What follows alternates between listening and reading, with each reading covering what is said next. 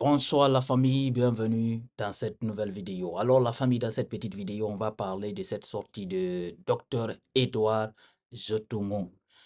Alors, peut-être je n'ai pas prononcé bien son nom, mais Dr Edouard, voilà, tout simplement. Alors, il a accordé une interview à nos confrères de Guinée Matin, une interview très intéressante dont je vous recommande d'aller regarder l'intégralité sur la page de nos confrères guinématin.com. Alors, dans cette interview, et on va parler du sujet brillant de ce qui s'est passé aux côtés de Zéré Koré. Alors, docteur Edouard, comme vous le savez, il est ressortissant de cette région, a pris la parole chez nos confrères et il a apporté, en tout cas selon lui, il a donné son point de vue de la situation qui est arrivée aux côtés de Zéré Koré. Selon docteur Edouard, personne n'est responsable de cette tragédie si ce n'est pas le CNRD. Et en l'occurrence, il a porté des accusations contre le président de la transition, le général Mamadi Doumbouya, dans cette interview. Alors, avant de vous mettre d'abord l'interview, je vous recommande de partager cette petite vidéo au maximum. Aussi, si vous êtes nouveau à la chaîne, comme toujours la famille, si vous êtes nouveau à cette chaîne, je vous invite à vous abonner et d'activer la cloche de notification pour ne rater aucune de nos prochaines vidéos. Alors, la famille, voici l'interview de Dr Edouard, qui est aussi membre de l'ANAD, du président Cellou Dalein Diallo, l'alliance, en tout cas, l'alliance du président de l'UFDG. Alors, Dr Edouard, il va parler de la tragédie et il va nous faire des révélations aussi dans cette petite vidéo dont je vous recommande de la regarder jusqu'à la fin. Alors la famille, voici l'interview de notre père, notre leader, Dr Edouard, une interview réalisée par nos confrères de guinématin.com. La responsabilité est entièrement, en tout cas, sur le dos du CNRD et sur le dos du général Mamadi Doumbouya, parce que nous disons carrément que tout ce qui se passait se faisait avec son aval. Bonjour, docteur Edouard Zotomo Pogoumou. Bonjour. Alors, merci de recevoir Guinée Matin chez vous ce matin. Nous parlons de la situation qui prévaut dans notre pays depuis le 1er décembre dernier. Vous le savez autant bien que moi, qu'il y a eu un drame qui a frappé tout le pays, mais plus particulièrement la région de Zéré Koré, qui a abrité un match de football de télétrophée, le président Mamadi Doumbouya, à l'issue duquel match il y a eu une tragédie. Et on veut savoir d'entrée de jeu, vous en tant que d'abord leader politique, mais aussi fils ressortissant de cette région-là, comment vous avez aperçu ce drame-là? Comment vous l'avez appris et quelle est votre réaction par rapport? Merci pour votre question. Je dois dire d'entrée de jeu que c'est avec vraiment un cœur meurtri que j'ai appris effectivement les événements douloureux qui ont eu place, en tout cas à Zéré Koré, à l'issue d'un match de football qui aurait été organisé justement pour des raisons que tout le monde connaît. Je dois dire d'abord que je voudrais présenter à mes compatriotes, à mes frères, mes parents qui sont là, qui ont effectivement subi la plus grande justement de ces casualités, qui ont subi ce sort. Je voudrais leur adresser toutes mes condoléances les plus attristées. Il faut dire d'entrée de jeu que je ne suis pas, disons, surpris. Parce que il ne faut pas se voiler la face, nous ne l'avons jamais fait. Quand des gens persévèrent, effectivement, dans des entreprises sans issue, c'est toujours comme ça. Nous avions dit que nous ne pouvons pas situer, en tout cas, les responsabilités de cette tragédie ailleurs. La responsabilité est entièrement, en tout cas, sur le dos du CNRD et sur le dos du général Mamadi Doumbouya. Parce que nous disons carrément que tout ce qui se passait se faisait avec son aval. Maintenant qu'on essaie d'expliquer autrement, parce que s'il n'y avait pas eu de carnage, on serait en train de conjuguer un autre verbe aujourd'hui. Mais parce qu'il y a eu le carnage, On cherche maintenant à s'éloigner justement de cette réalité pour faire comprendre qu'il y a eu tel, qu'il y a eu tel, qu'il y a eu tel autre. Mais le nœud du problème se trouve dans le fait qu'on organise des compétitions sous un couvert, en fait, sous le couvert justement d'une sorte de campagne déguisée qui ne dit pas son nom. Et maintenant, comme on n'a pas pu effectivement cacher cette réalité, on est obligé de trouver d'autres formules. C'est vraiment malheureux qu'à ce stade, qu'on soit en train d'assister à des événements de ce genre qui me rappellent tristement cet autre événement dans un autre stade, le 28 septembre 2009. C'est l'équivalent du 28 septembre 2009 qui s'est joué effectivement le 1er décembre 2024. Alors, encore une fois, je suis vraiment désolé et je souhaite encore une fois un bon repos à ceux qui ont perdu la vie, justement, et mes condoléances aux familles et pleurer. D'accord. Voilà. Alors, docteur, vous condamnez cet état de fait, mais puisque le fait est déjà consommé, il y a eu plusieurs cas de mort, notamment on nous parle de 56 du côté du gouvernement. Et pour vous, quelle devrait être la gestion de cette crise-là ce jour? Bien, malheureusement, vous savez, quand les gens sont dans... les gens ont pris l'habitude de ne pas confronter les problèmes et de ne pas être, disons, franc avec les chiffres. C'est toujours comme ça. Ce genre de choses, c'est d'abord la vérité qu'il faut chercher à établir. Mais quand on dit 56, nous avons des sources à l'hôpital, nous avons des parents qui travaillent à l'hôpital et qui nous rapportent un certain nombre de faits. Vous dites 56 alors que, disons, la morgue est remplie de cadavres qui se sont superposés comme des sacs de riz. On ne peut pas parler de 56 dans ce cas. Et vous voyez le couloir de l'hôpital. Le couloir de l'hôpital est couvert complètement de cadavres. On ne peut pas parler de 56 dans ces conditions. Moi, je pense que la première des choses à faire aurait été de ne pas donner de chiffres. Attendre effectivement qu'on ait au moins une certaine estimation avant de venir. Mais la façon de gérer maintenant, c'est quoi? On ne peut pas parler de, comment on appelle, de crise sans mesure. Et on ne peut pas non plus parler, parce qu'il faut anticiper. Quand on organise des événements de ce genre, on anticipe toujours. Surtout quand on va aux environs, on essaie de prendre les enfants par-ci, par-là, dans des bus pour les amener dans un stade. La plupart des cadavres, c'était des enfants, des adolescents. Et dans ces conditions-là, nous pensons que on aurait mieux fait d'abord de ne pas essayer de cacher la vérité. Parce que ce qui se passe, c'est des sortes de fuites en avant pour essayer de minimiser effectivement l'impact. Ce problème est effectivement en train d'alimenter comment on appelle ça, la société. D'accord. Alors, vous qui avez des répondants du côté de la préfecture de Zérékoré, vous avez appelé à l'hôpital. Quel chiffre exactement vous a remonté pour vous? On peut estimer cela à combien? Les premiers chiffres qui nous étaient venus, c'était plus de 100 morts.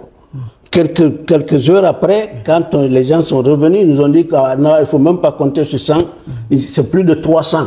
C'est ça la réalité. On dit que les gens, peut-être que les autorités ne cherchent pas à dire vrai, mais en réalité, quand vous voyez ce qui se passe, on est toujours en train de compter les cadavres dans les quartiers. On est toujours en train de justement de se renseigner davantage sur les sources hospitalières. Et les gens sont en train de chercher effectivement leurs enfants, leurs époux et leurs épouses.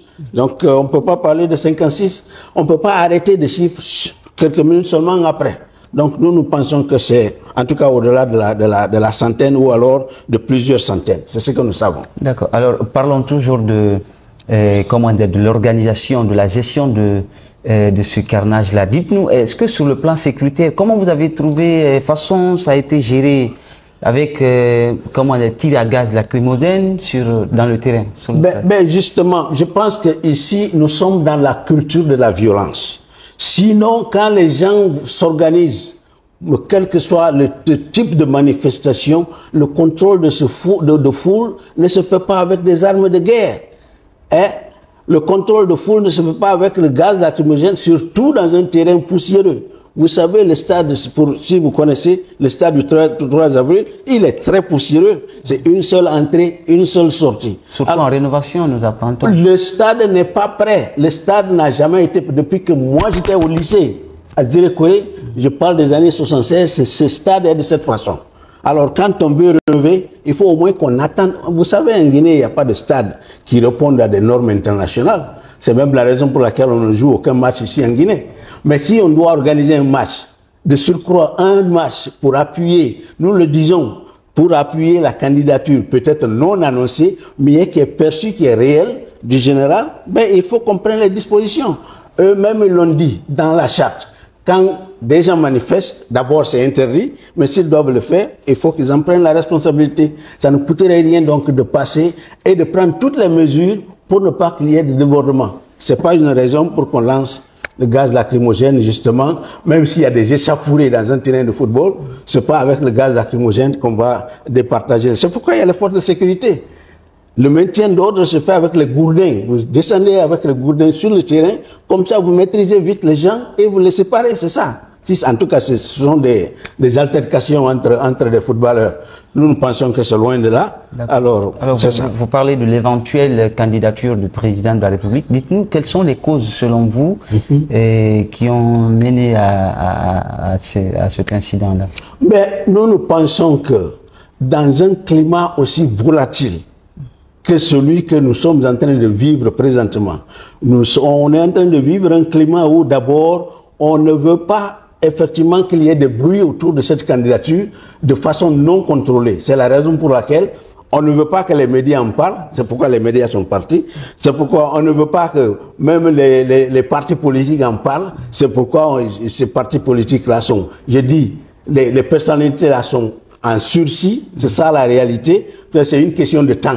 Sont en sursis et ils le savent. Et nous n'avons pas manqué, en fait. Je profite de l'occasion pour le dire. Pour dire à la délégation des Nations Unies qui était venue, j'étais de la délégation qui était allée. On leur a dit effectivement de ne pas, la prochaine fois qu'ils viendront ici, de ne pas se leurrer. S'ils ne trouvent pas, la plupart des figures se trouvant autour de la table, il ne faut pas qu'ils cherchent ailleurs, parce qu'on cherche à les museler. On ne veut pas que les gens parlent de la candidature du général Doumbouya qui est un parjure, parce que le général a dit clairement, et c'est écrit dans la charte, dit que ni lui, ni aucun membre de son gouvernement ne sera candidat. Maintenant qu'on cherche à valider cette candidature-là, on est obligé de passer par des chemins plus ou moins tortueux. Et quand on le fait, ben, il y aura bien sûr des retombées. C'est dans ce cadre-là que ce tournoi a été organisé. C'est dans ce cadre que ce tournoi a été organisé. Le tournoi a été, il y a même eu des distributions de t-shirts à l'effigie du général sur le terrain aux enfants qu'on est allé prendre. Alors dites-moi, si on ne promeut pas une candidature, pourquoi on va distribuer justement des effigies? Voilà la famille, vous avez écouté Dr Edouard, qui revient un peu sur cette histoire, cette tragédie qui s'est déroulée dans la vie des Zérekoré. Et vous l'avez entendu très bien, ce qu'il a dit concernant l'origine de cet incident.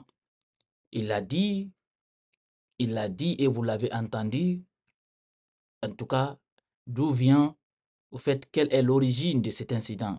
Il vous a dit, il vous a fait des révélations et il vous a même dit ici, concernant le chiffre, parce que vous savez tous, actuellement, il y a une guerre des chiffres. L'État a donné le chiffre, son chiffre, et puis les ONG et aussi l'association des ressortissants des forêts aussi ont donné leurs chiffres.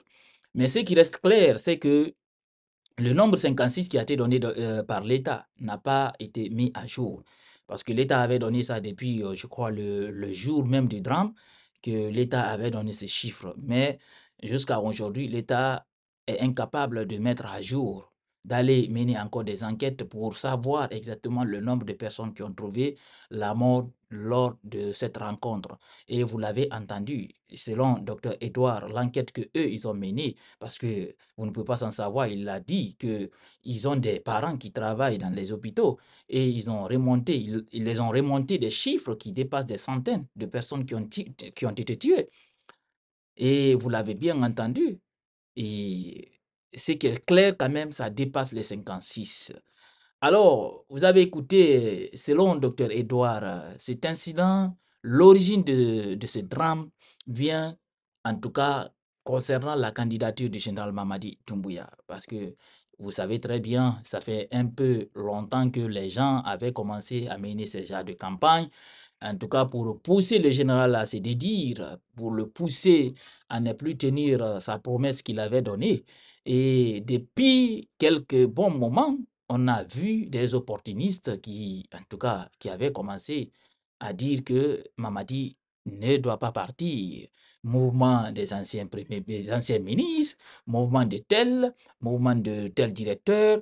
Et vous voyez ces mouvements qui pullulaient, en tout cas dans la capitale, comme le virus Ebola ou bien le virus, comment on appelle ça, virus de Covid, ça propageait dans toute la Guinée.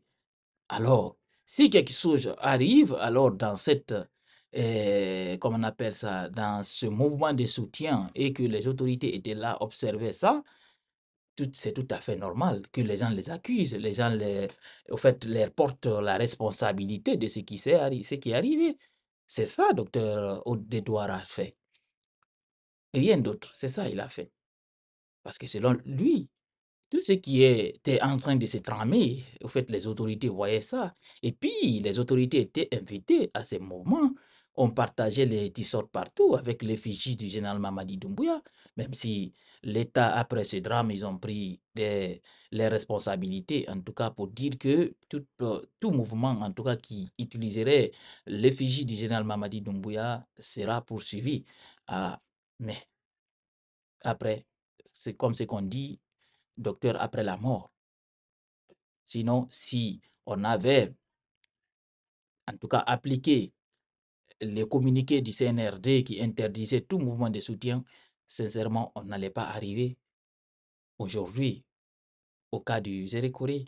Ces personnes-là, ces enfants-là n'allaient pas du tout partir comme ça. Mais c'est que, d'une part, il y a l'État qui n'a pas pris sa responsabilité. Alors la famille, partagez cette vidéo au maximum. On se reprend très bientôt pour une nouvelle autre vidéo.